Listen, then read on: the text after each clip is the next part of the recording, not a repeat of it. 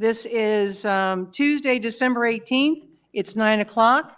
This is the Budget and Finance Committee meeting, and I'm going to start off the meeting, call this meeting to order. We have a quorum. Just to double check, Dave DeWitt, are you online? Okay. Dave was going to dial in. He may do that later. And Don Taylor are missing. Aside from that, we have a quorum, and we're ready to go. If you can and would like to, please stand and join me in the Pledge of Allegiance. I pledge allegiance to the flag of the United States of America and to the republic for which it stands, one nation, under God, indivisible, with liberty and justice for all.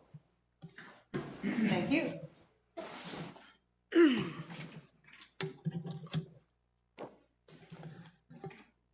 I'm going to now read the meeting procedure statement. The governing board and its committees conduct all of their meetings in compliance with Arizona Planned Community Association open meeting laws per ARS 33-1804, and in concert with RCSCW bylaws, policies, and standing rules.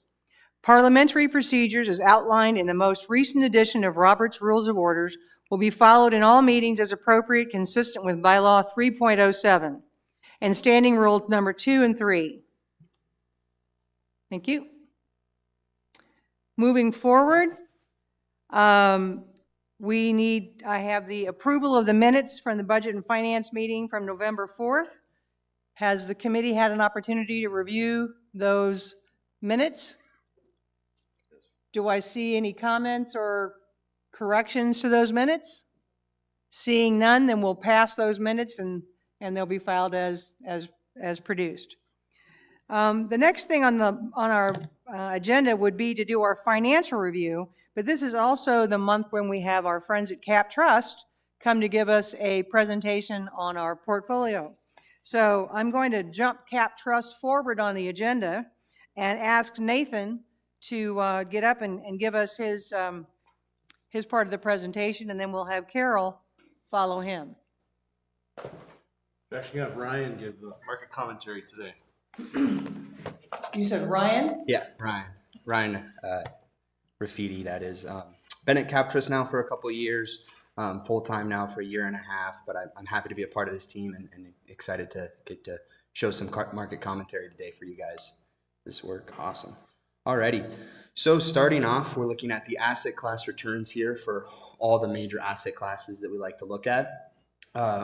In all, it's been a great year to be an investor in the market as everything's had a positive year-to-date return. I want to draw your attention to the solid filled bars of the chart. This is going to be the year-to-date performance of the asset classes through 9/30/2025. We see international developed and emerging market stocks leading the pack, up 28.2% and 25.7%. Their return has been heavily driven by the depreciation of the US dollar to global currencies. Right behind them, we see the US large cap stocks returning 14.8% and small cap stocks returning 10.4%. Small cap stocks turned the corner at the end of quarter two. At the end of quarter two, they were returning just slightly negative return, but have had positive performance now year to date. Next up, I want to draw your attention to the bond return. Your portfolio makes up about 75% of bonds, and so there's been a healthy return there of 6.1%. Digging a little bit deeper into that return, we can look at the 10-year U.S. Treasury yield to help kind of explain the return there of that 6.1%. We see the yield as of 12/31/24 of 4.58%, and the yield at the end of 9/30/25 was 4.16%. At the end of October, I have numbers that the 10-year Treasury yield is coming in at 4.11%. So with this drop in yield, we're seeing a portion of the return in fixed income coming from the price of the bonds. So there's two components to the return of fixed income, the yield return and the price return. The price return being a component of when rates go down, the price of the bond goes up, and so we see some return capturing in that 6.1%. Next slide here, looking at the headwinds and tailwinds. Headwinds being, first one being the labor market. there's a softening that we're seeing in the labor market that's quite unique, as we're seeing a lack of supply and a lack of demand of workers in the marketplace.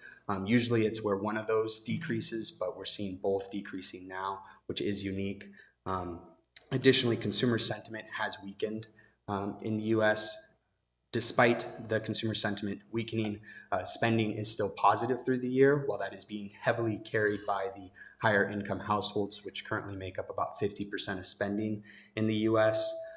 Additionally, there's elevated investment and elevated expectations around AI. So this drive into AI has pushed the market higher, causing equities to be more expensive than usual. And additionally, there's some concerns around, is AI going to be able to deliver on their expectations? Of course, it's too soon to tell if AI is going to deliver. It's going to take some time to see those efficiencies flow through to the corporate earnings for major companies here in the U.S. Additionally, the one big beautiful bill that was passed earlier this year is expected to add to the U.S. deficit as opposed to reduce that debt burden. So that is a concern as well for investors. Turning our heads to the tailwinds, we see that corporate profitability is providing a catalyst. Companies, despite higher input costs and uncertainty regarding tariffs, the impacts of tariffs, we still see them continue to push earnings higher. Additionally, with the investment into AI, we see a lot more dollars flowing to infrastructure investments, mainly because AI needs to have a place to store it and some form of way to power it. And so we see a lot of money flowing into those sectors for AI. Lastly, the fiscal monetary policy rescue. We see with the one big beautiful bill through tax breaks and incentives, there's going to be some more dollars put back in the hands of the consumer and the corporations. So there's going to be more money out there to spend. And lastly, the Federal Reserve have cut interest rates in both September and October, and that should provide some support as well to the economy. I'll pause there for any questions before I hand it over to Carol to cover the fun stuff of the portfolio. Yes. What effects are you seeing from tariffs, positive or negative? Yeah, I think it's negative, created just a lot of uncertainty because the rules seem to keep changing. The speculation is we haven't quite seen impact in terms of consumer spending show up in the data yet, and a lot of that has to do with the fact that just the tariff rules continue to change. So the thinking was that we would see it more in the fourth quarter or first quarter of 2026. But so far, as Ryan pointed out, I mean, consumer spending hasn't really changed much. Sentiment has changed, but not spending. And what about the revenue from tariffs, and how is that offsetting the revenue or the expenses going into the debt? Yeah, the expectation was tariff revenue would equal corporate taxes, something around $600 billion.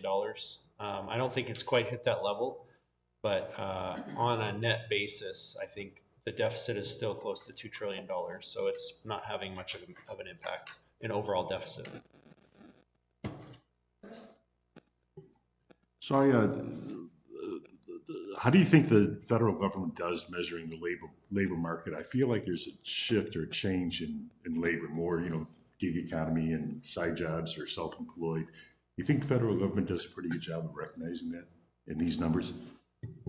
Well, one challenge they've had is the government shutdown means they haven't had data since August. So that makes it a little more difficult. There are lots of private enterprises out there that are gathering labor data, but that's fair. I mean, the gig economy is not, W-2 employees. I think there's also, you've seen a lot of layoffs in the tech sector. Typically with meaningful severance packages, you had a lot of layoffs in the government early on in the year, also with 9-month severance packages. And I just think that information hasn't flowed through to true unemployment rate yet. But I think that's when the Fed talks about softening in the labor market, that's what they're looking at. They're looking ahead, seeing, yes, unemployment's 4.3% right now, but it could be a lot worse quickly once if those people aren't finding new jobs in their severance periods, they're going to start filing for unemployment. Do you have more of your presentation you're going to go forward with? No, I think Mickey had a question. Oh, Mickey, go ahead, sorry. And I think the other thing too, I think the other thing too is we haven't seen the full impact of what AI is going to do, particularly in tech jobs either. And I think that's also an uncertainty that that could drive labor down and in high-paying jobs. Yeah, if you look at what's happened in the tech sector around layoffs, a lot of it has been driven by the expectation that AI is going to be able to provide huge efficiencies there. But as Ryan pointed out, there's a ton of spending going on. He and I were part of a tour of a data center up in Goodyear yesterday, and just the amount of investment going into AI infrastructure is massive. So on the one hand, that's great for the economy today. On the other hand, if AI doesn't meet those expectations, you're going to have a lot of dead assets that aren't necessarily needed. So it's too soon to tell on AI, but probably know in the next 3 to 5 years. Nothing more on the slides, just turning over to Carol for performance. Can I just ask you one question? Residents often email me or come up to me in different meetings and ask me the question about our portfolio management, that we're 25-75. And the one question that was asked of me last week at a meeting was, how many other organizations, nonprofit organizations, not just Sun City Grand or Sun City, are using a 25-75 split versus something more aggressive like a 40-60 or 50-50, whatever the case might be. So I told him I would ask you to tell us what your experience is currently. Yeah, I mean, it's a tough question. It's like asking, how many 60-year-olds have a 50-50 or a 75-25 portfolio. There's different factors that go into asset allocation, and Captrust nationally manages hundreds of nonprofit organizations. There's a risk tolerance aspect of it. So, I think if you look at the history of this organization, there's been challenging market environments, both in stocks and bonds, and that's created hesitancy to get too aggressive because you look at these assets as needed in times of expansion, times of development. So you want to be able to access that capital. And the other aspect is, liquidity, managing liquidity. I think Cliff and our group have done some steps to make sure that there's adequate liquidity to meet what's forecasted from a budget standpoint. But I would say, it's certainly on the more conservative side, but not unreasonably so. We have portfolios that run the gamut. Some organizations have different portfolios for different objectives, short-term, medium-term, long-term, and so they will have a more conservative portfolio for money they know they're not going to need for 5+ years. They'll be more aggressive and they'll split it up like that. So, but there's honestly not a good answer to say, oh, you guys should be more aggressive or you shouldn't, because it's custom to every organization and their needs and objectives. And then the follow-up question to that was, when will we know it's time for us to become more aggressive? How will we know that we should make a modification or a change to that? Again, I think embedded in that question is looking at what markets have done over the last several years and saying, I wish we were more aggressive. Everybody would say that, right? I should have just owned the US stock market. Hindsight is always 20/20. Our view is that you shouldn't change your asset allocation for any reason other than your own goals and objectives. It should not be market based, saying, well, market's clearly doing well, we think it's going to continue to do well, let's get more aggressive now. When you try to chase returns like that, I would say 90+% of the time it works out poorly. You end up getting more aggressive at the worst moment. Things go bad. You say, well, we made a mistake, we should get more conservative right now. You go more conservative and then the market recovers and you miss on both directions. So if you came to us and said, we think we can withstand more market volatility, or we have a very clear picture on our liquidity needs, and therefore we think for the best interest of this pool of assets and for the community that we should be more aggressive, those are better reasons than to say, gee, the market's done well, we should have higher returns. So would that be based on when we know we're going to need that cash flow? I mean, if we look at our reserve fund, we know how many years out and basically when those dollars will be needed. Is that something that should be considered? Yeah, and it is right now. I mean, of the 75% in fixed income, I think 6 million of that is earmarked for the highest need of cash requirements over the next 5 years. So you've done some of that. Then the question would be, is there a desire, or is it prudent with the remaining 26 million to be more aggressive? And historically, again, I would look back and say that hasn't been the temperament of this organization. Mickey? So we considered all of that last year when we went from 10% to 25%. And if you recall, about 5 or 6 years before that, we had made the move from 40% to 10% in response to bad results. And then we went into 90% bonds, and bonds took the biggest dive they've ever taken in 22. So here is the thing, is that what we have to look at is we have to look at both our cash flow and the temperament of our organization and the people who belong to our organization.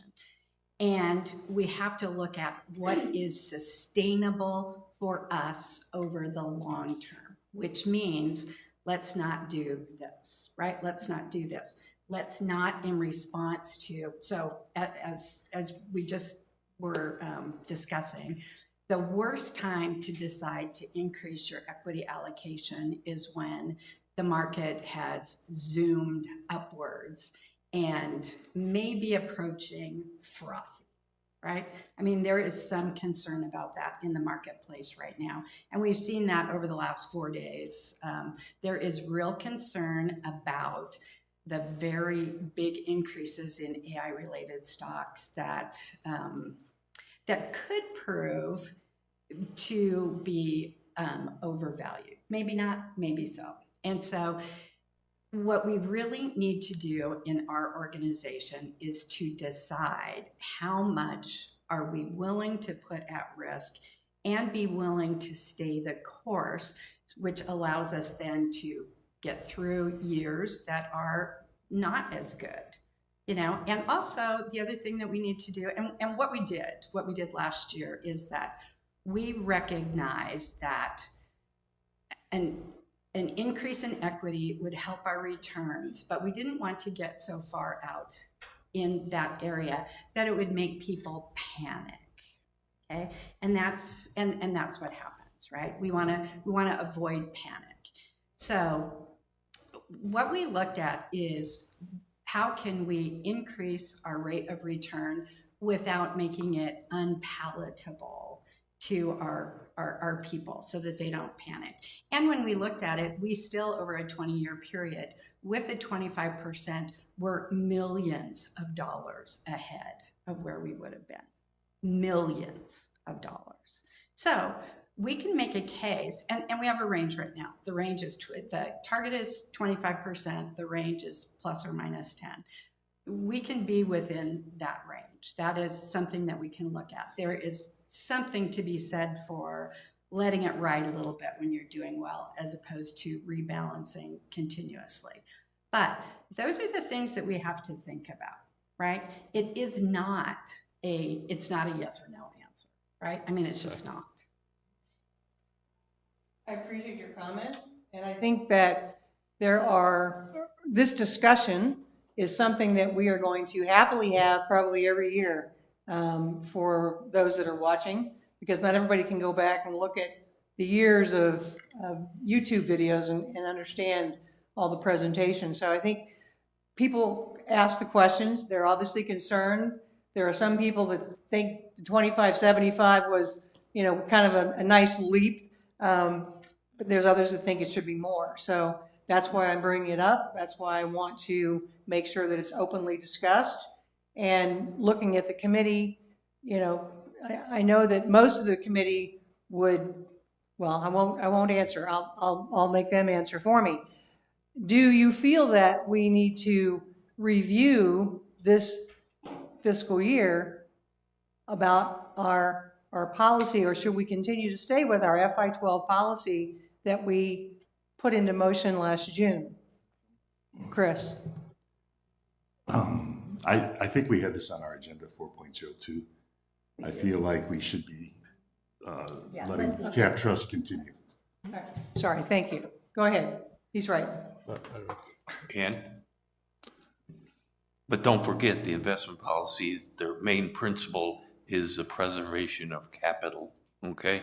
And you want to start going moving on an ongoing basis, that doesn't help the preservation of capital. So, I apologize. We'll take it back to Cap Trust and let them finish their presentation.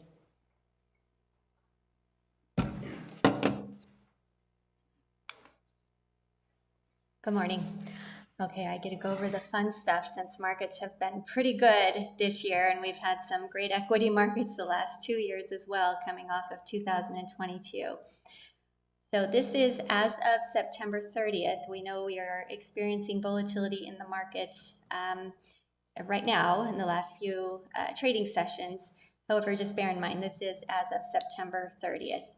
And let me get my pointer to work here. Started out the year 28 million, just under 29 million. Net investment return on your portfolio, 2.5 million, bringing us to 33 million, almost 34 million. We did have a bunch of activity that took place in October, and I'll walk you through some of that, which will shed some light on our portfolio management so you get comfortable with how we are making sure that we can hit your short-term objectives. Note that the net contribution, 2.3 million, with redoing the asset allocation, we do have the main reserve portfolio, we have a cash reserve portfolio. There is some money that has moved between those, and since we've redone the asset allocation, we have combined those onto this statement. Looking at the target allocation, we are 1/4 equities and 75% fixed income. This is rebalanced periodically. Equities have had just such a great run. You will see that they are positive here with fixed income. You know, if you're positive on one place, something has to be down a little bit as far as asset allocation goes. This isn't returns, just the asset allocation. And this has since been rebalanced. But we are within the bounds of the investment policy statement. You do have some constraints, a 20% constraint, and we do maintain that within the portfolio. You'll see here with all of the allocations, we are within the investment policy statement constraints by being diversified and not having any one security more than 20% holding. Fun stuff, returns for the year. Looking at current year to date as of September, a little over 8% return on this portfolio. So it's nice to see that the asset allocation came in June, and we have had some appreciation in equities. So you did pick up some of that appreciation since then. Looking at the calendar years, we're already the highest as of September. Of course, across all of the years for the entire year. So you'll see that some of that additional equity allocation since June has played into the portfolio. Now, when that happened and we did go from 10% equity to 25% equity, it could have gone either way. I mean, we could be, sitting lower today if the equity markets had gone down prior to September 30th. And so that's why it is important that you're asking these questions, having these conversations, and you're asking us, how are you going to make sure we're going to hit those short-term targets, and how do we make sure we're going to beat, inflation over the long term?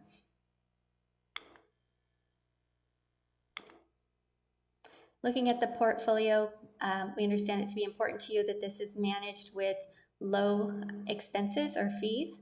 0.06% expense ratio, that's weighted expense ratio embedded within these types of securities. So we're very happy with the low fees, and you're basically investing and getting that exposure directly with the individual asset classes. Duration of the portfolio, 5.32, which is just slightly lower than the ag. All that means is that we're just slightly less sensitive than the bond aggregate. So if bonds go down, we won't go down as much, but the flip side is if they go up, we won't go up as much. And because you're 75% fixed income, we have seen that played out, and we have been able to outperform the benchmark by being slightly lower than the aggregate and slightly gravitating more towards the bond aggregate. And I will review with you just some activity. All of those returns were as of September 30th. In October, end of October, the directive was for us to raise some funds for withdrawal. So 2.2, a little over 2.2 million left the portfolios. They came out of the cash reserve account. With that, we needed to rebalance back into our 25-75% allocation. And additionally, we needed to understand what are your short-term needs going forward. And we look at the next 5 years and we say, what is the highest cash need? What is the projection for the highest cash need? And we make sure that those monies are allocated in the cash reserve account so that they are, we've seen fixed income in the portfolio go down in 2022, the worst bond market ever. So we put those cash into a very safe investment that's basically linked to floating rate treasuries, which just means that your principal is preserved on that. And then with the higher interest rates, even though they have come down, the Fed has targeted lower interest rates, they're still clipping a nice return on that. And so with that, we moved some money from the main portfolio into the cash reserve portfolio. We're sitting at about 4.8 million in cash in the cash reserve portfolio, achieving roughly 4% return. We'll see what happens with the Federal Reserve as they, if they continue their mission of targeting lower rates. And we will be counting on approximately just under 1.7 million that's coming in next year. And with the cash reserve and that money coming in, that should suffice for your short-term needs. Now, portfolio management is an iterative process, and it's important that you every year update your cash flow needs so that we can adjust the portfolio as needed. And that's it for my presentation. Any questions on portfolio returns and management? I've got one. Hi, Mickey. So oops, as usual, sorry. Yeah, so I have a question about our allocation to foreign equities. So as a percentage of, if you just look at the 25%, our foreign exposure, and in fact, if you go right here, yeah, if you look at our foreign exposure, it's probably 30% or so of our total equities. So how did we decide? How did we decide to go that? Like this year, it's been Sure. great, right? This year, it's worked out Yes. really well. For the 10 years before that, not quite so well, right? So my question is, that's where we are right now. What's the plan for the split between U.S. and foreign equities? It's very close to a global allocation is Okay. how we look at it. And then if we have a strong conviction in either U.S. or international performing or underperforming, we will take that tactical stance. But right now, it's just very close to a global allocation. Except that U.S. stocks are about 40% global. And so when you take that piece of the U.S. stocks and add it to 30%, that's pretty big exposure to international. Yeah, I mean, Add to that. that's a fair point, but they're getting paid in U.S. dollars, so I would think of it more as a currency. A Exposure. currency play. Yeah, I mean, our international exposure is not hedged. So as Ryan pointed out earlier, one of the big benefits of the performance this year has been a weakening dollar relative No question. right. to international currencies. So we look at it, we start with kind of the global market cap, which is roughly 65% US, 35% international. I think within this portfolio, we're slightly overweight US. I think it's closer to 70-30. But we don't really look at the underlying business exposure. You could make the same case on a lot of international stocks, a lot of European companies, their revenue is driven by US demand as well. So it gets a little bit muddy when you try to bifurcate all of that and determine, where actual cash flow is coming from. Okay. Yeah, just like I said, I personally think it's a little heavy on international, but I just really wanted to know how you got there, right? Yep, how you got there. It's not unusual to see, we call it a home bias, where, portfolios in the U.S.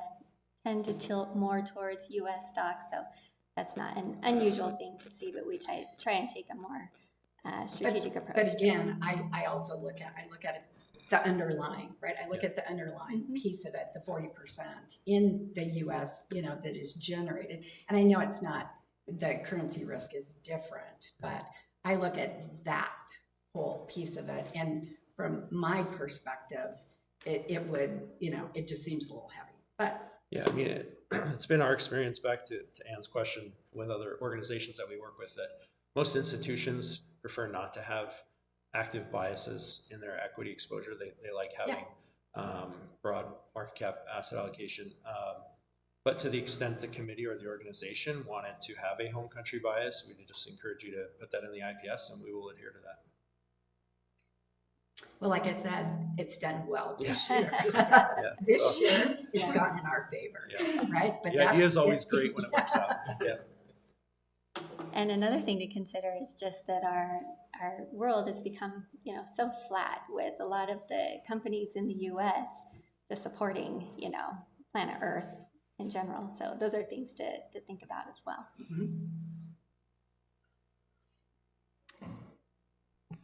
I've got a question on timing of when we changed the asset allocation. It's reflected in the second quarter, but that's only because we measured at the end of the second quarter, right? It took When place, did we make some changes? it took place in June, Right. yes. So So that's, in my head, when we look forward, instead of thinking that there's a 3-quarter effect, it's really a half 1 year month effect. of the, Right. second quarter, correct. All right, Yes. thanks.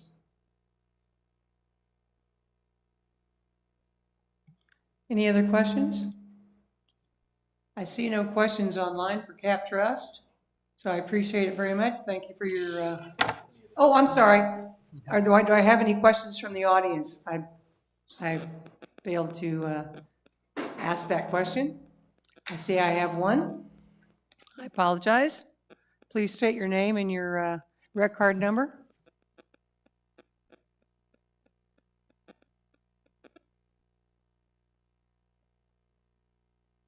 My name is Dennis Hansel, and my rec card number is 111074.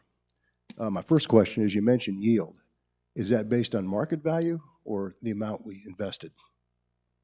So the yield in the portfolio is an SEC stated yield, which is updated as it relates to the net asset value of the underlying position. So market value. So what you're saying is market value. Correct. So if the market value went down precipitously, our yield would be extraordinary. Aren't most yields based on investments value? If you look at a That's a yes or no. Answer the question how you want to answer. No, the question calls for a yes or no answer. depends. When you look at a portfolio at a point in time and you want to know the current yield is the cash flow generated by the investments divided by the market value of the portfolio. If you're looking at a new issue bond, then the yield on it is the stated yield. It's a 5% coupon bond paid over the course of 5 years, but that stated yield and current yield will change based on market movement. And we mentioned that we had to liquidate bond funds to meet actual needs. What was the loss sustained in the bond funds we liquidated? I don't have that off the top of my head. I believe as part of the transition from a 10% equity target to a 25% equity target, we realized net gains in that transaction. So Overall. we sustained no losses in selling our bond funds that we invested at 1% and the current market is 3%. You're saying we didn't sustain a loss? Well, as a whole, we know it was a net gain. Within each position, there were likely some losses realized. And Sun City West, or Recreation Centers of Sun City West, gets a monthly statement from, does that reflect the value of all of our investments, individual investments? It does? Yep. Okay. Because I've asked for that. The statement I received did not reflect that. This You is don't have to answer that. it's a live portfolio. So. Okay, 'cause I do recall in years past, we had to liquidate bond funds to meet current capital needs that we designated we needed, and we sustained losses in excess of $800,000. I'll comment later, but the association never takes a whole environment approach to decisions making capital fund investments. Thank you. Thank you. Any other questions or comments from our audience? I appreciate that. I appreciate your presentation. Thank you for being there for us today. So as the agenda would show, we have 4.02, the recommendation at large. Certification that the reserve fund strategy. No, we want to pick up 4.02? Huh? Would you rather go first, Cliff? Yeah, you can continue just to stick on the investment thing. Yeah, I mean, Get some the momentum. idea was that we are certifying that we are following the FI12 policy of the 2575, and that presentation yielded that result for us today. Okay? So now then we'll go back up to the top of the order to our friend Cliff and let him give us our financial presentation. Thank you, Cliff. Thank you, Director Becknell. Good morning, everyone. Happy to present the October year-to-date financials here, and looking forward to pretty good second quarter shaping up for us. So, but let's see here through October what it looks like. Again, we're going to talk about the financial position of the association. We're going to compare that to prior year, and we're going to compare it to budget, and we're going to look for monthly and then year to date. So looking at the October budget and the October actual, we finished 29,000 ahead or favorable in revenue. Pretty much, right on budget for the most part. On the expense side, we finished 362,000 favorable for the month. The bulk of that, 230,000, came from last year when we purchased our chemicals and fertilizers for the golf courses. We decided to do a bulk purchase to capitalize on pricing. And we budgeted that way again this year to do the same thing. Unfortunately, those inventories aren't available to purchase in bulk right now from our vendors. So that favorability will spread out as we work over the next few months in the budget. But that's what's driving the largest amount of that 362,000. 111,000 in wages. We recently experienced some high turnover in golf, and that is played out in our compared to budget number for October and year to date when it comes to wages. Obviously, we had the insurance rebate and things like that. When we look at year to date, that's driving some of it as well. But I will say we offset about 30,000 of that having to go to outside services for some of the golf course maintenance to get that done, the necessities done from that for the open seats in that area. So, but 362,000 on the expense favorability for the month. Overall, 391 for the month favorability. And if we compare that to prior year, about 260, and 230 of which, again, was that chemical purchase, bulk purchase. So looking at the year-to-date, in revenue, 114,000. We had golf has been produced more rounds. It's really driven from the favorable weather that we've had over the first 4 months of the year, really driving those extra rounds from at the golf courses and creating that favorability on the revenue side. And then looking at Sports Pavilion, we've just been kicking butt in there. Gary Zarek, our Sports Pavilion manager, has really bolstered our leagues and really gone out to the community to help drive some additional lineage in the bowling alley, which is showing up on the P&L. So it's really great. Looking at the expense structure, year to date, 600,000 favorable. We talked about the wages, we talked about the landscape, pretty much everything on budget. We do have some timing things that happen year over year versus budget that we'll see smooth out over as we work through this year's budget. Overall, 715,000 favorable to budget and 324,000 favorable to prior year. Early days, so again, some of the stuff will spread out, and as we move throughout the year, we'll probably see some unfavorability in those categories, but it'll smooth out over the year. So 185,000 compared to prior year, all budgeted for, of course, with the wage increases and minimum wage increase and increasing insurance costs and such.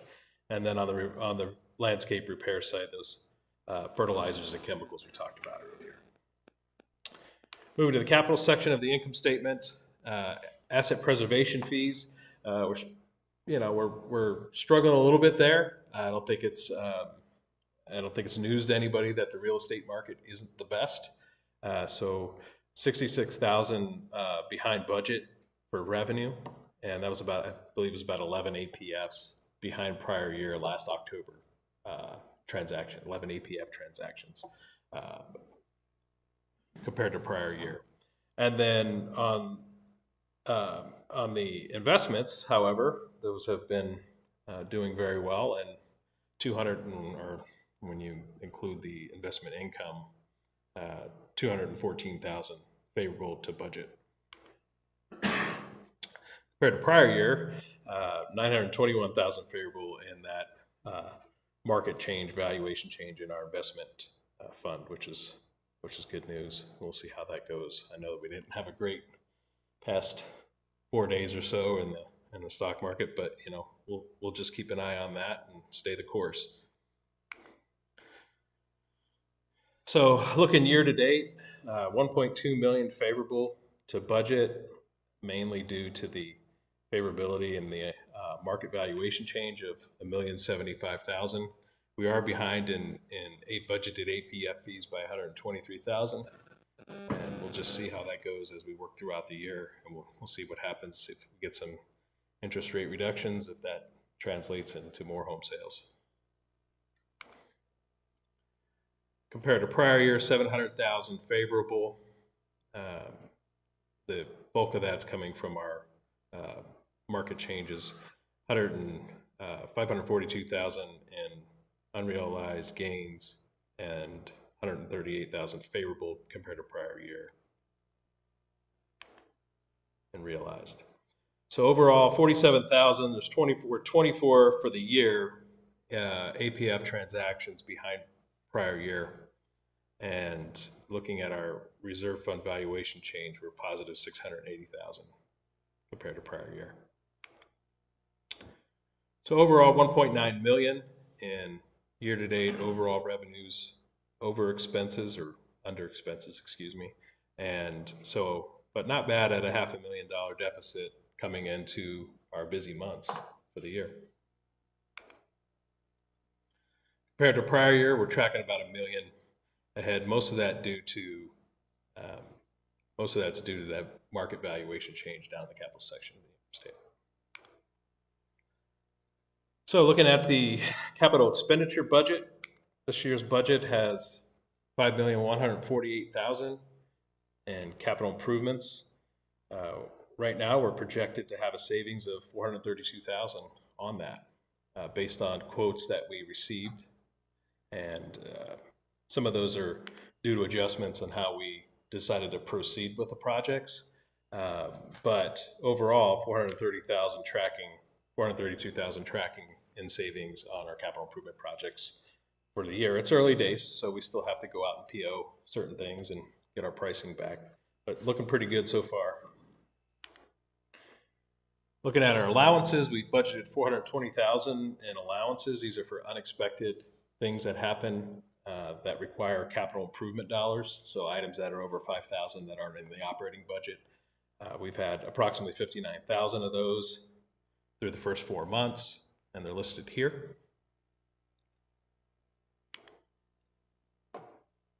Now, the fully funded balance and the fully funded balance percentage, we finished the year at 49%.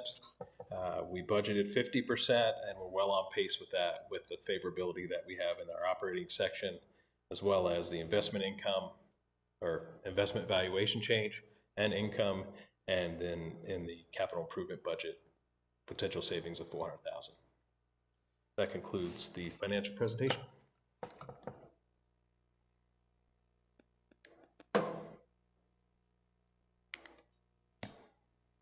Any questions? Any questions? Yes, David? Cliff, have we budgeted for the loss of revenue during the time of replacement for the bowling alley equipment? I think it's going to be in April, I believe, estimated.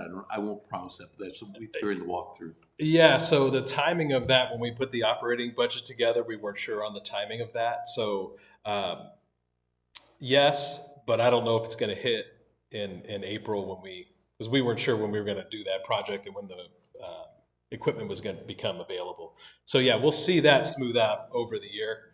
But the bulk of that year over year was we were closed half of the month of August last year for deep cleaning, and we decided to do some things different operationally, so we didn't have to do that this year. So that generated a lot more lineage for us. I think it was about 4,000 lines or additional lines of bowling. Cliff, last year in the budget, we have the strategic plan and all the initiatives to develop that strategic plan.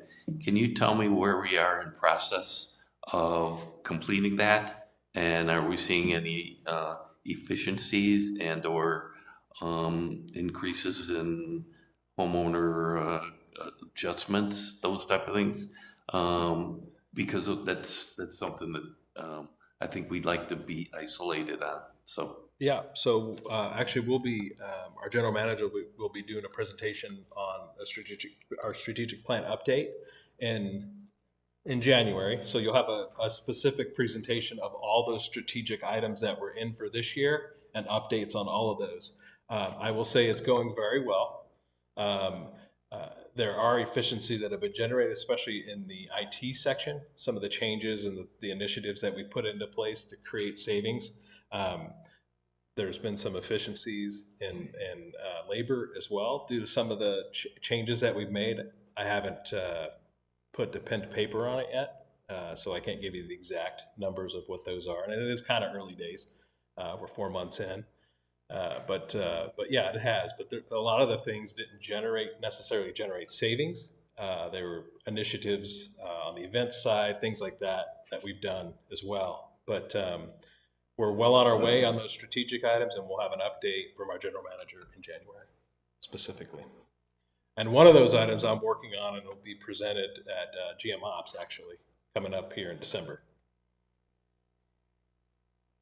which will create some significant savings. That's my teaser. I'm not going to tell you what it is. You're going to have to watch this. So then the expenses that we have this year related to the strategic plan will be pulled out of next year's budget, or will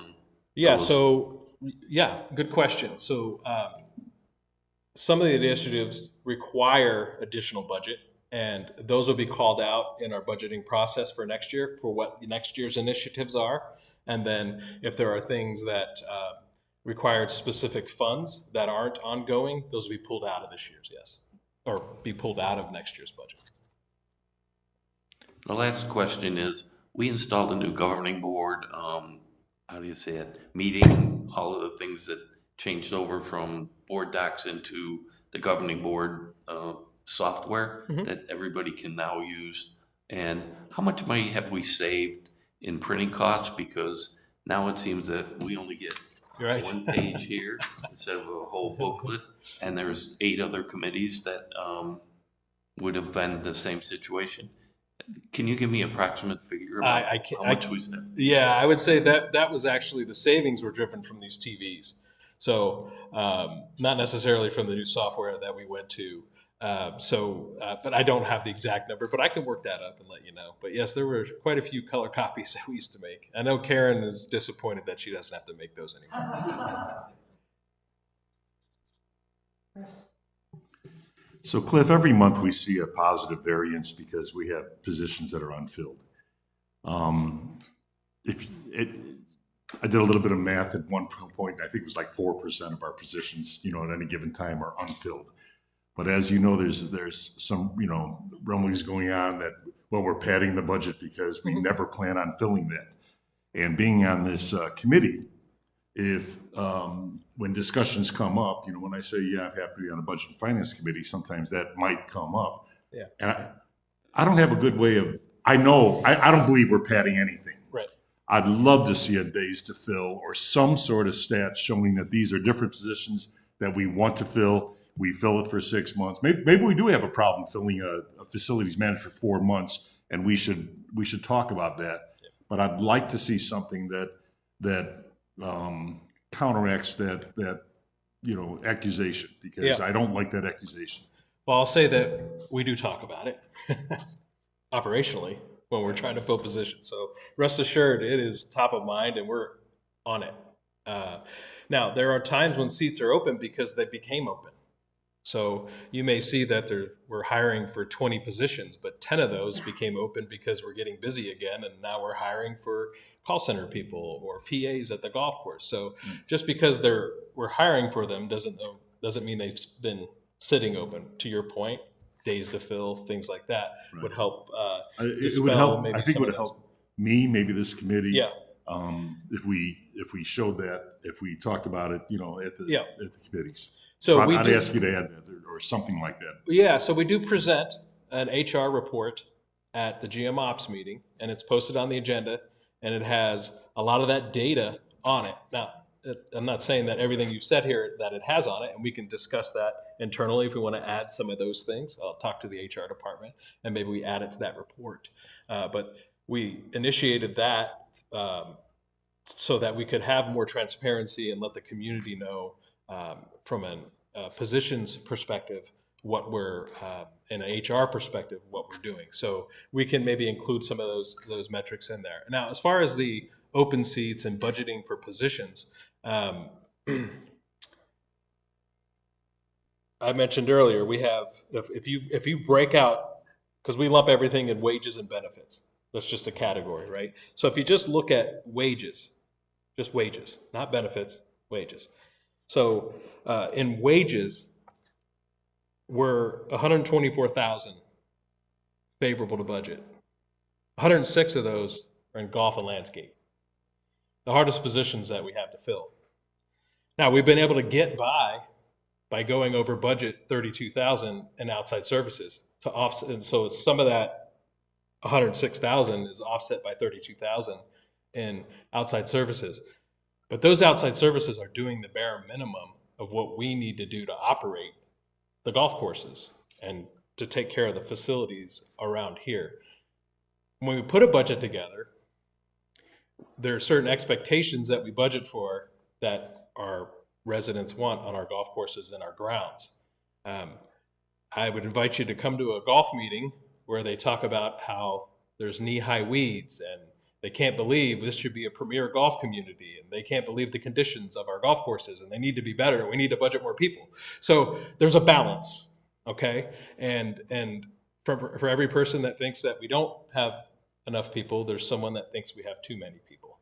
And so we're just, we depend on things like the USGA report that basically told us, hey, you guys, the expectation you have for the amount of people that you have, you're 4 people behind per golf course for what your expectations are in the budget. And again, I think you're preaching to the choir. No, I'm giving you ammo. Right. Well, but what I'm looking, because I think that any organization would experience openings. We always have, somebody's got to leave, somebody's got to go on. We have trouble filling. And I think that our discussion should not be about a monitor's position that was open for 3 weeks. Our discussion should be on a managerial position or a bulk, like you were talking about, of golf that is open for a long period of time that's a healthy discussion that we should bring out to everybody so our members can understand. And again, I look at the notes you were talking about from the managers meeting, and all it really has is open positions, right? I want to know what we're struggling. No, it has a lot of data. It has Well, I know, turnover. I mean- It has turnover percent. Well, Every yeah, right. position that turns over has to be filled. True. So true. and turnover especially in our industry is a fact of life and can be high. Right. So but there's a lot of data in there, and I encourage you to really dig into right, it I'll because dig there's a lot deeper more in into it. there that could give you answers. I just want to put to bed Yeah. the concept that we would even think about padding a budget, because I don't believe we would, but I'd like to have more so I can defend ourselves. Sure. Okay. I see we have no questions online, but we have a question from the audience. Please list your name and your rec card number. Good morning. I'm Christine Novello, 127780. I'm the governing board president. Good morning, Budget and Finance. So two different things. First of all, on the HR report that was just being discussed, if the committee, either individual members or as a committee, if you have some specific recommendations to make in terms of additional data, please, make those recommendations, and your chairperson will bring them up formally if necessary to modify that report, number one. The other thing I wanted to share, pursuant to the point that Chris brought up, it is troubling. This notion has come up time and time again in terms of the allegation or the suspicion that there's some budget padding going on. It's something that we all take seriously, right? So what I've found, and again, these are really broad numbers, just sharing information. Across the industry today, the latest data is somewhere around 4.3% in 2025 of corporate positions remain open. They're unfilled. It's not that, again, it doesn't, I'm just saying it seems to be fairly typical. And specifically within the leisure, recreation and leisure portion of the industry, that goes up to over 6%. So a lot of other corporations like ours, associations like ours, I would deduce, are also struggling to fill those positions. So if it helps in terms, you were doing the same thing I was doing, frankly, Chris, in terms of looking at, what's our percentage and how are we tracking against the industry? That's what I've seen. It, again, doesn't answer the question fully. I just wanted to share some data that I had pulled.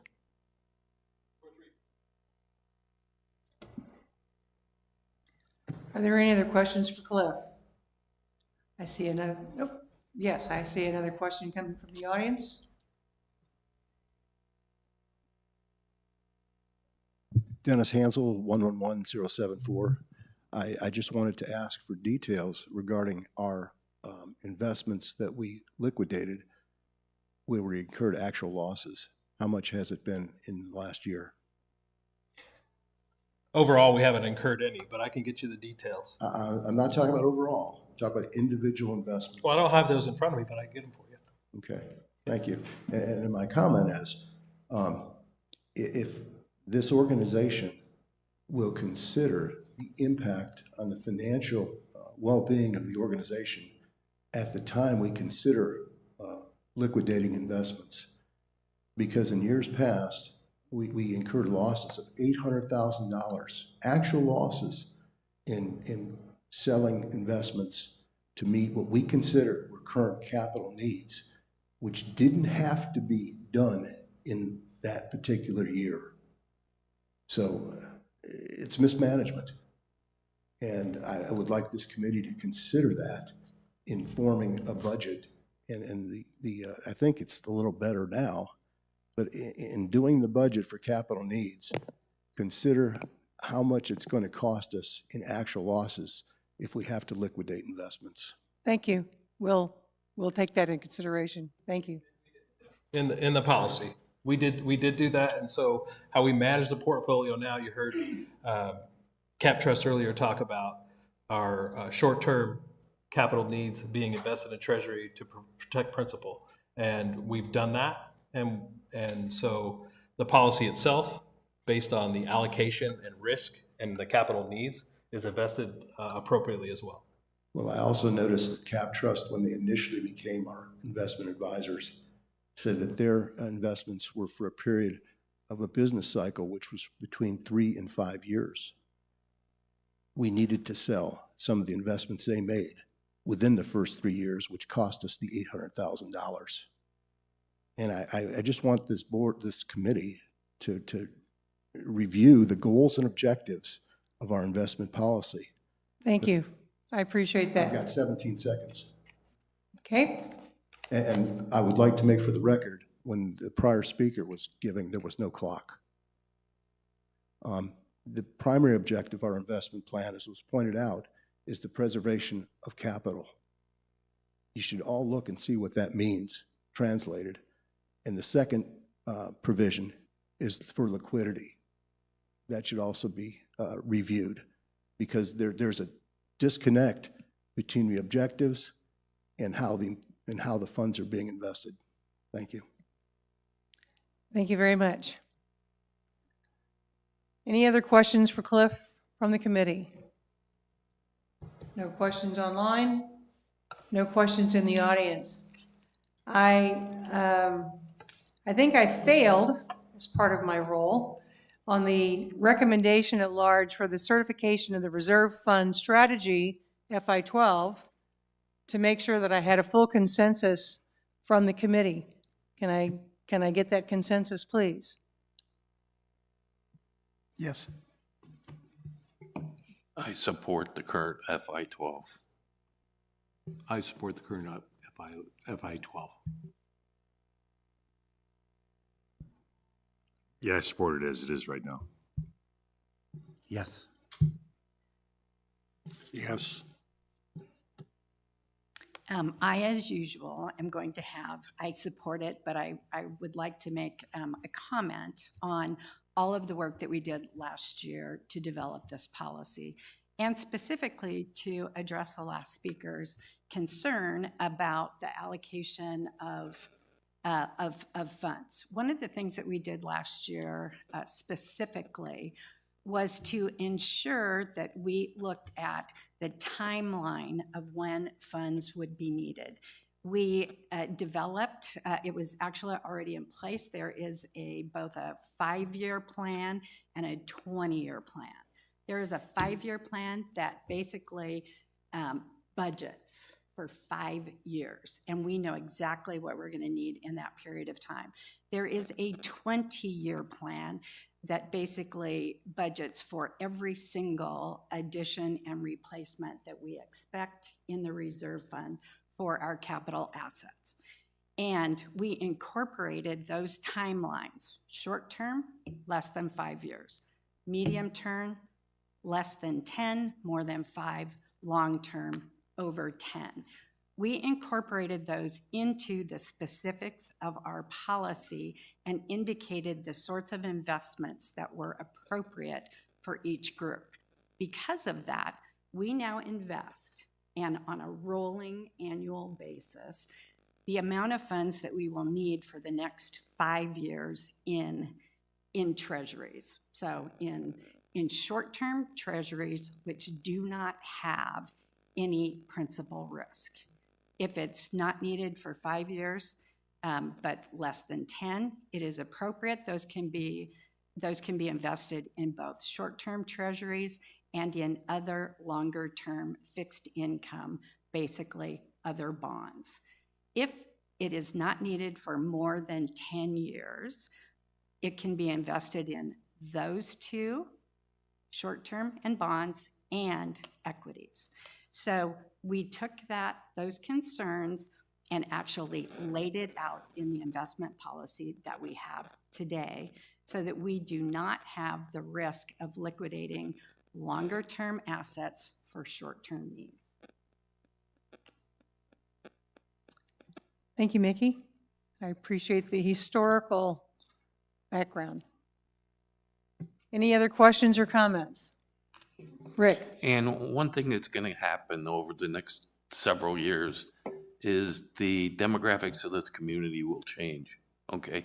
Now, one of those things is that they will have a different philosophy on how they want to invest their money, just because of how they've been grown up and how the pension plans that our generation has will be no longer available. So they have to take different approaches on what they want to invest the company's money on or the group's money on. So this will come up every year, I would believe so.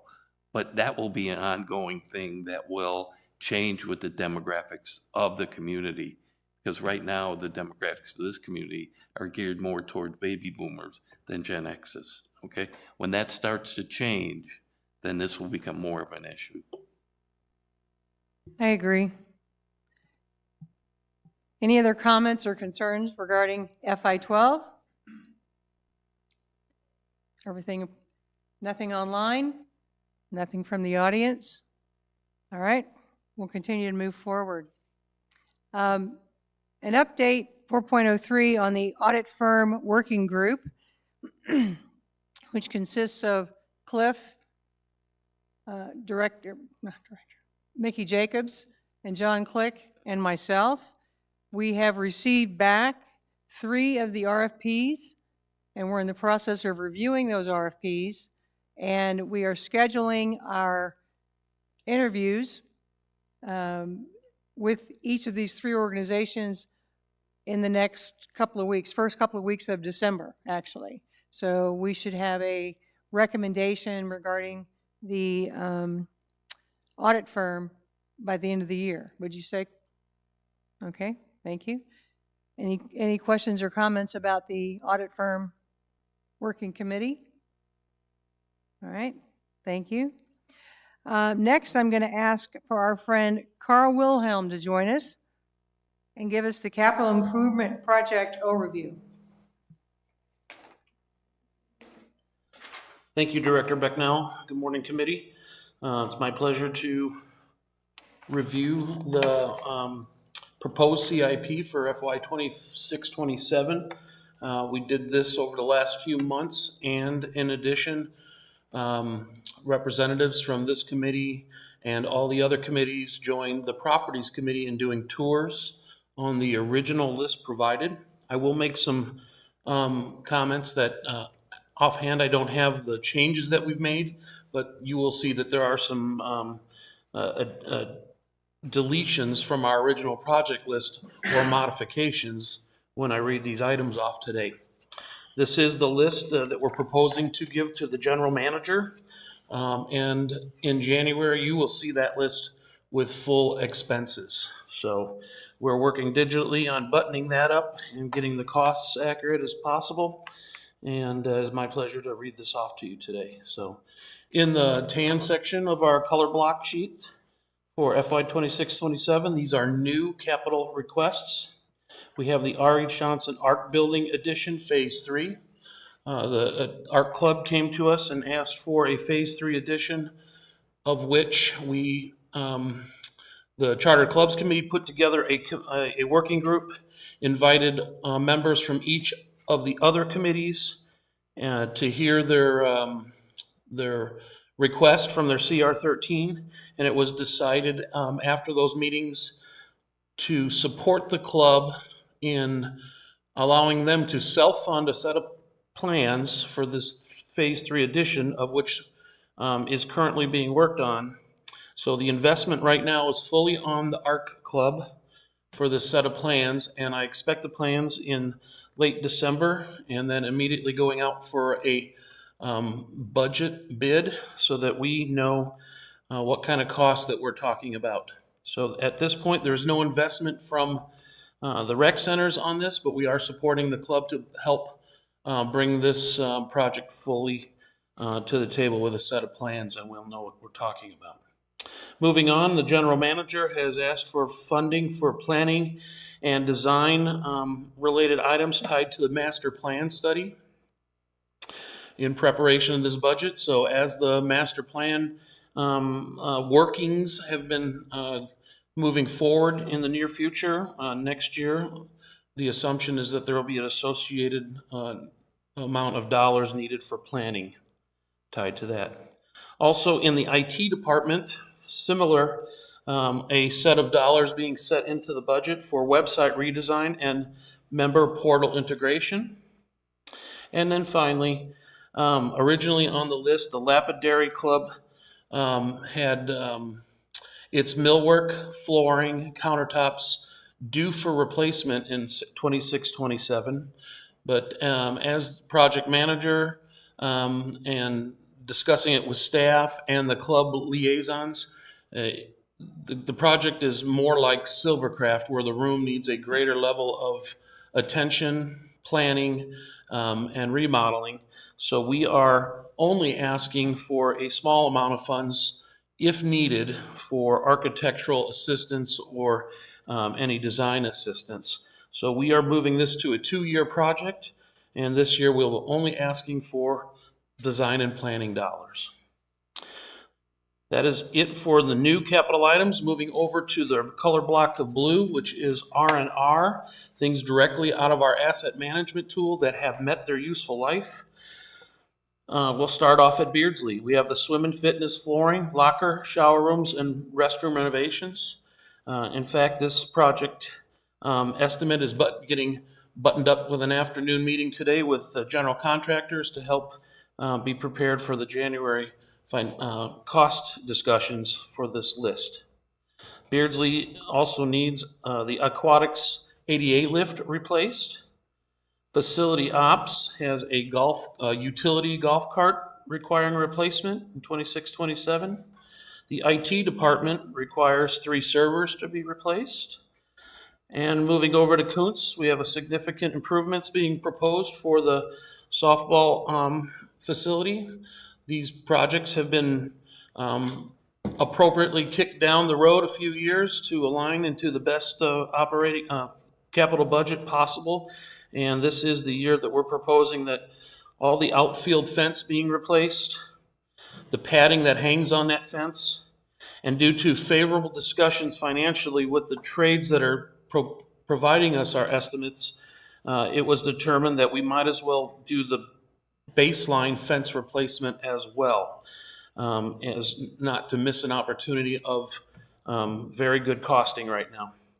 Also, the softball field areas practice artificial turfs on first and third base line.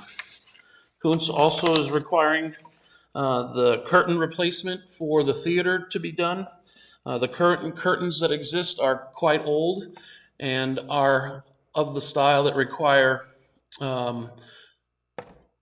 fire retardant remediation done to them, which is very expensive. And now we have the opportunity to just replace the curtains that will no longer need that anymore.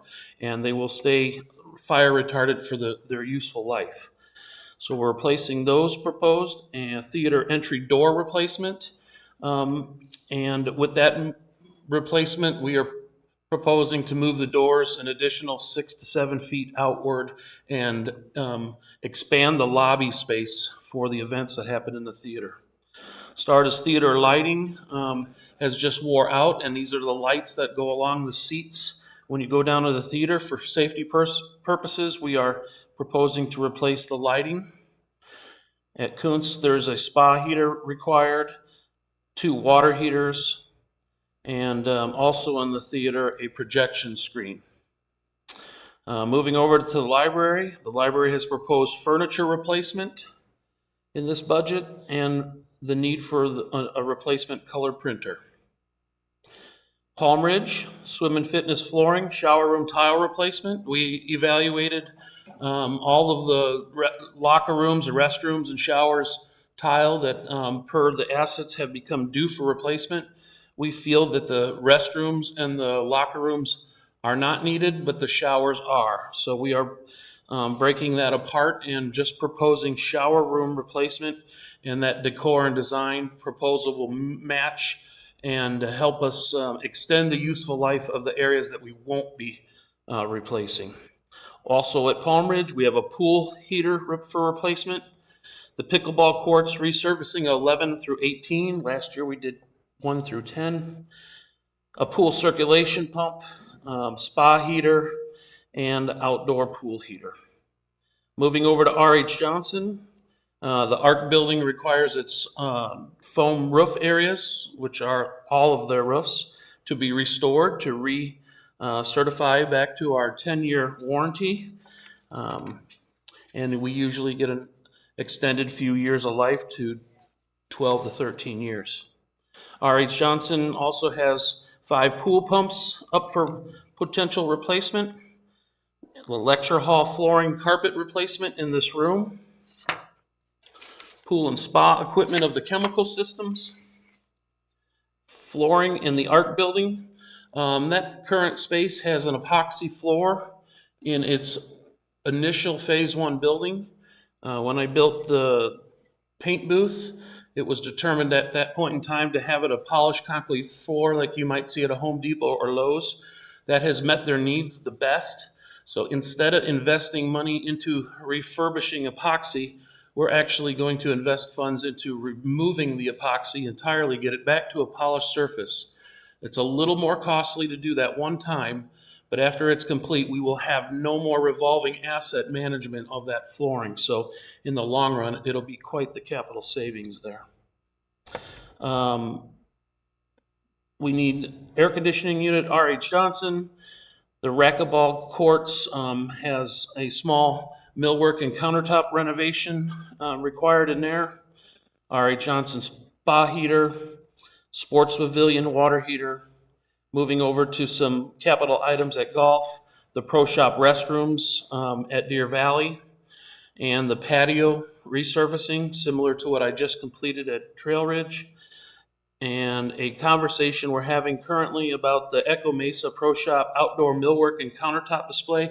It is still on our list, but staff is discussing alternative means of this expensive replacement of millwork and potentially eliminating it entirely.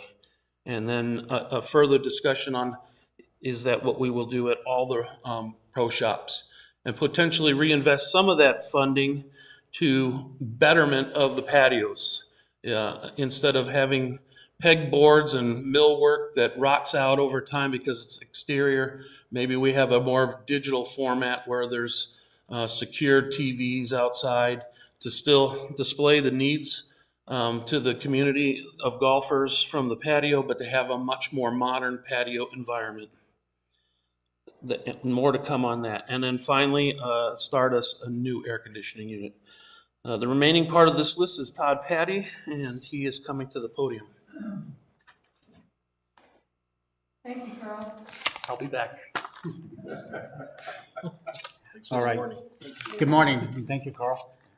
Just a rundown of the capital projects, proposed projects in golf and landscape. In golf maintenance, we have equipment. We have 24 units that are scheduled for replacement, and this is pretty much consistent with the program that we've had for a number of years on a replacement. We have 8 utility carts, both light and heavy duty. They're used on a daily basis on the golf courses to get the work done. Those are scheduled for replacement. Golf operations, we have 19 rental carts up for replacement this year, along with a player assistant cart. We have a shoreline repair on number 13 at Grandview. This is a rip-wrap application. This is on the fairway side, and this will just tie into the project that we did in 2023 that we did over on 14T. We have a tractor up for replacement in the landscape division. This is a very useful piece of equipment for us that we use a lot, and it's about 20 years old, and so it's due for replacement. Irrigation replacement at Stardust Golf Course. This would be phase 2. We're currently in phase 1 with all the mapping, the staking, identifying turf lines and that kind of stuff. So this will be identical to the project that we did in 23 over at Grandview, and then the one that we just recently completed this summer at Echo Mesa. So at Stardust, at this time, we're looking at removing about 22 acres of turf. We did 18 acres, removed 18 acres over at Echo Mesa last summer, and 45 acres over at Grandview. We have a lake fountain up for replacement at Stardust. We would install that during the time that we're closed for the project. Car pass slurry seal at Trail Ridge. This would be done either during one of the 5-day closures for aerification or at the tail end of overseeding. And I'd like to note that all these items on this are on the reserve study up for replacement. So I'm going to turn it back over to Carl for the allowance portion of the presentation. Thank you, Todd. Todd and I are available for any questions afterwards. The last section of our proposed capital budget is our yearly allowances. there's no surprise here. We generally project $420,000 for unknown facility needs. These are the categories that those needs generally fall in: well pumps, replacement, unknown, safety and structural integrity issues, unexpected facility improvements, and so on. I'd like to mention again for this committee, thank you for joining us on our tours this year. I think it was quite helpful. If your initial list has some items that you're not recognizing are no longer on this particular list that I read off, to draw your attention, such as platform tennis at R.H. Johnson, it has been decided to have items like that may be removed because we'll be dealing with those discussions during master planning. And those are considerable investment dollars. So those are the decisions. So if you see some changes, generally it was always based on master planning. And not just because of timing, you potentially may see one other item landing on here, and that is a discussion in helping improve our situations at the R.H. Johnson pool deck. So that's still being worked on, unknown. It's a task that's been given to Herschel and myself before I depart, so that we can get it on this list. And you might see that in January. Other than that, that's the end of my presentation. Any questions or comments? Rick? Yeah, I have three quick questions. Number one, we're redoing the lighting in the theater in Coons, correct? It's on the list, the lighting in the floor. Oh, so it's not floor lighting. If you notice when you sit at the seats. Aisle seats. Yeah, the aisles, they have little pucks on the side. I had a very favorable opportunity. I went out into the industry to find our original seats. They no longer make replacement parts, but I found a new company, and they actually sent us materials for free to test it out, and we had a successful test.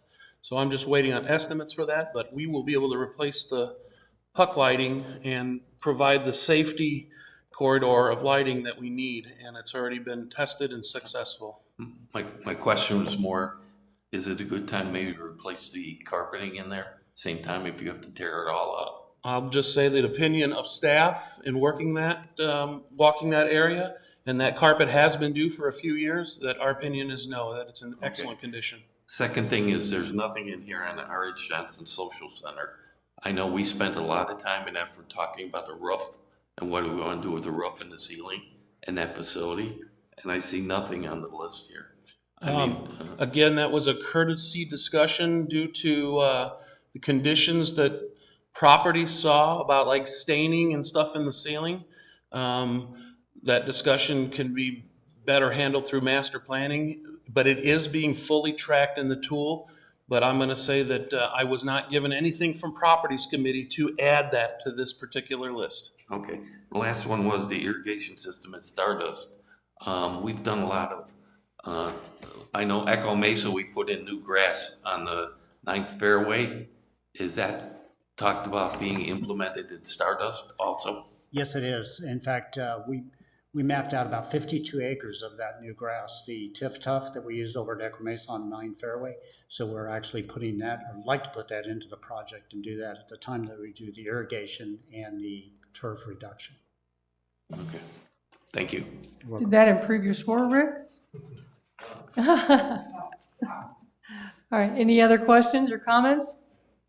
Chris? My question's for Todd. Carl, we don't know when you're ever going to go away, but December 19th. I'm happy to have you here.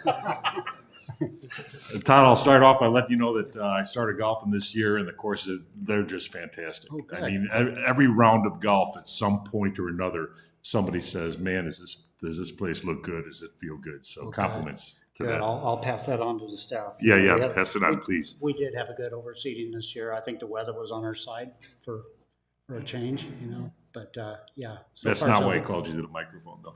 Okay. Hey, comment. I would suggest though that it's time to start cutting the greens a little lower as well as the fairways. Yeah, actually, we started that this week. In fact, we made a drop over on the greens on the 4 open courses. We did that yesterday.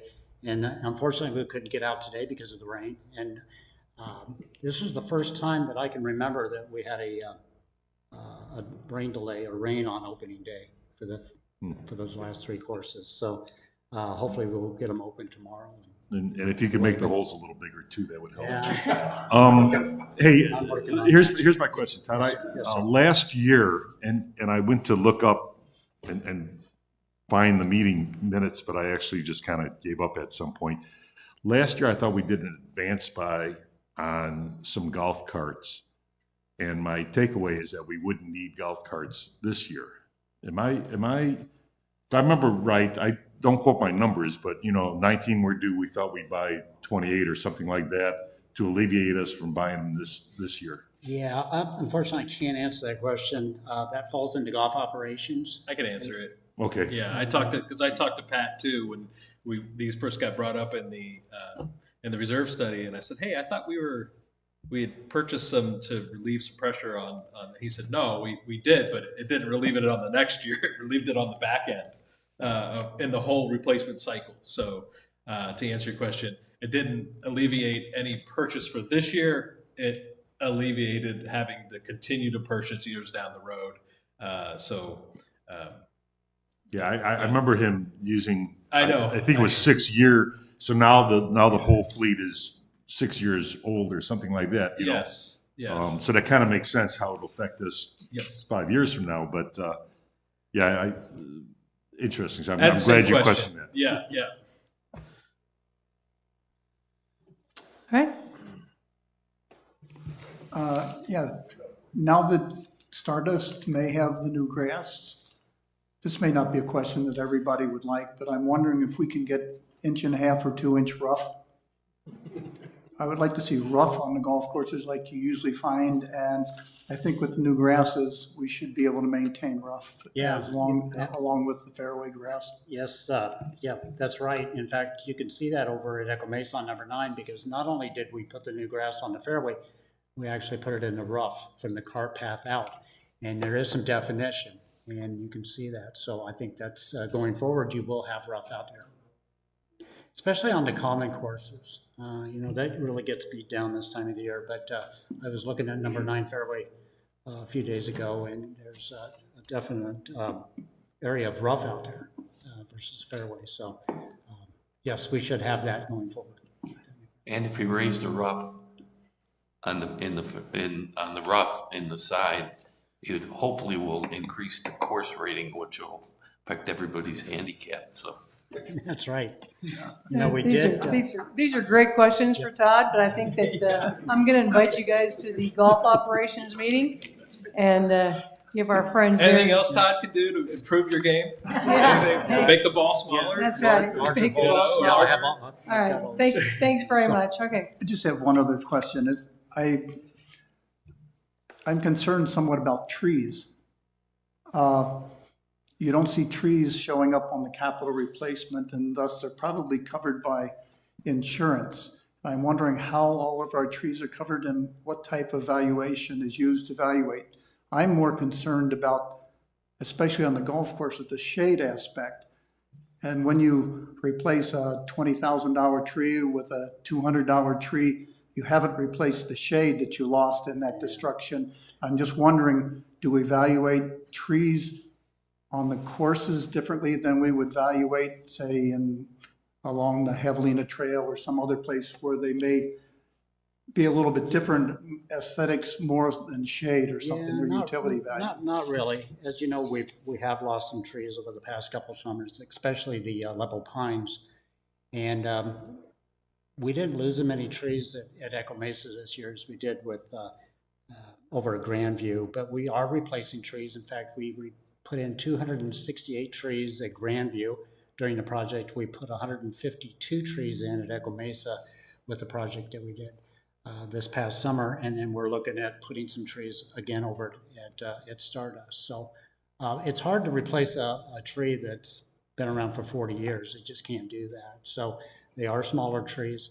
We do look at the golf courses and we find out where the shade. A lot of times the trees are by tees and greens, which gives us problems. with the root system and also sheeting the greens where we can't grow grass. So we definitely want to get rid of those trees. And I understand the value of shade out there, especially in the summer months. And so we are looking at that. And we put some new trees over at Trail Ridge this summer while we were closed, and we're going to continue our tree replacement program. But a lot of the trees are funded through the capital, through the projects, like I mentioned over at Grandview and also at Echo Mesa. But we do have a line item in our operating account that allows us to go out and plant new trees throughout the summer. Is there a valuation method for the ones that are insured, or how does that part work? Because some of them, some of the large ones are quite valuable. I don't know if you want to. Yeah, we don't value those. We don't reserve them. They are covered under our insurance policy. So before my time, I guess there was a pretty wicked storm that rolled through here in maybe 2018, or was it 2018? 96, I think. Oh, 96, okay. A while back, and we had a significant six-figure insurance claim at that time and replaced a lot of trees, but you're never going to replace them with a 20, 40-year-old tree for sure. And yeah, and as far as scheduling those and putting them on the reserve study, you just wouldn't. Yeah. And that was kind of a unique situation in 96 where we lost 700 trees in one night on the golf courses. And so we did have an insurance claim of upwards of $1 million that we used to replace those trees with. Thank you. Anything else further for Carl or Todd? All right, All thank right. you. Thank you, gentlemen. Thank you. Nice to see you back, Carl. As Director always. Becknell, can I make a quick comment on just master planning? Yes. The question Mr. Waller raised about, or was it, who raised the question about the social hall ceiling? Oh, Rick did.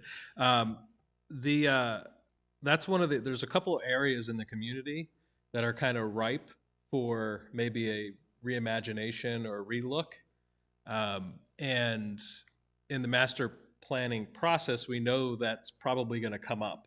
So any of those areas that have high dollar, I believe the ceiling in that is excess of $500,000-$600,000 to redo the ceiling in the lecture hall.